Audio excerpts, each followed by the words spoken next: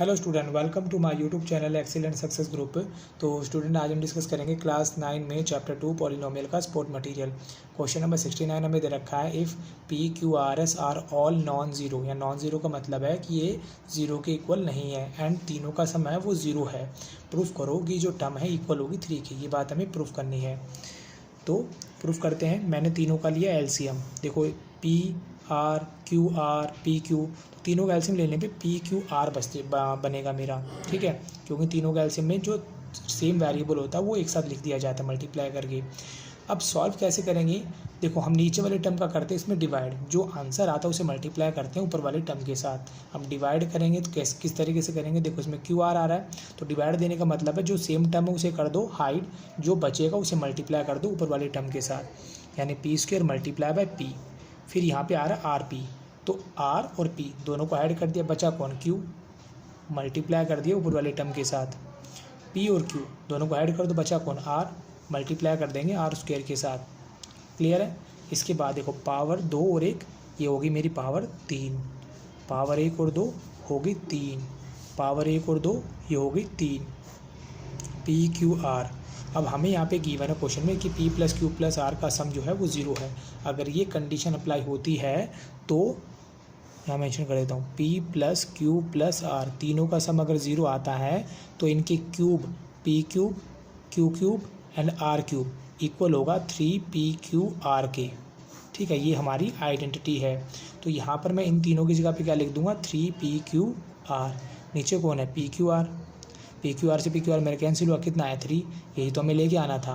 मैंने left hand side को solve किया तो मेरा आंसर आ गया राइट हैंड साइड वाला।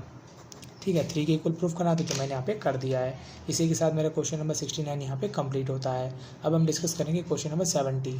देखो, क्वेश्चन नंबर 70 में दे रखा है, factorise 9x cube minus 27x square minus 100x plus में 300।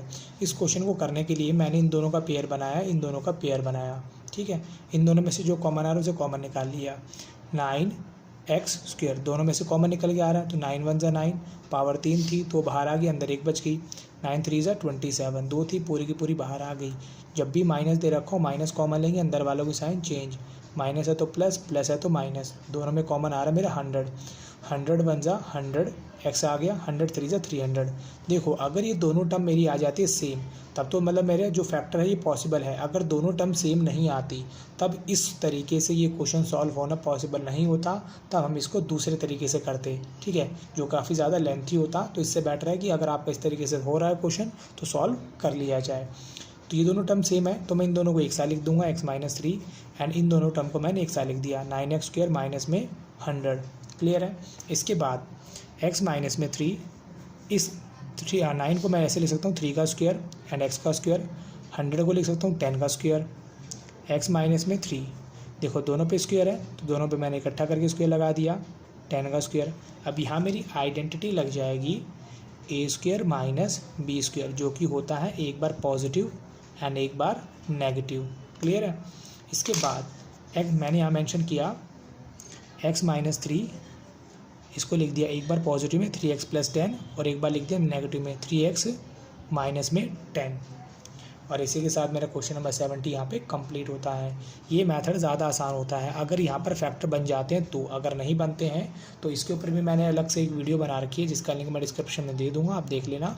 अगर ये क्यूब वाले जो क्वेश्चन होते हैं उनमें फिर हमें एज्यूम करके सॉल्व करना पड़ता है कि let x plus 1 is a factor of this equation. अगर डिवाइड मतलब रिमाइंडर निकालते हैं, रिमाइंडर अगर 0 आ जाता है तो ठीक है, डिवाइड करके हम फिर आगे सॉल्व करते हैं। अगर नहीं आता तो फिर हम ट्राई करते हैं x माइनस 1 को, फिर डिवाइड चले रिमाइंडर 0 आ जाता तो ठीक है, नहीं आता तो फिर x प्लस 2, फिर नहीं आता तो x minus 2, x plus 3, x minus 3।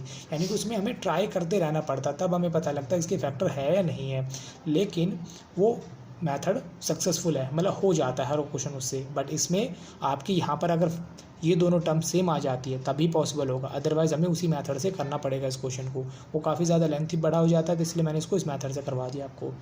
तो उम्मीद करता हूँ स्टूडेंट आपको क्वेश्चन समझ में आ गया होगा। अगर आपको वीडियो अच्छा लगा हो तो वीडियो को लाइक करें, शेयर करें, कमेंट करें और इस चैनल को जरूर सब्सक्राइब कर लें। मिलता अगली वीडियो में। Okay, bye bye, thank you.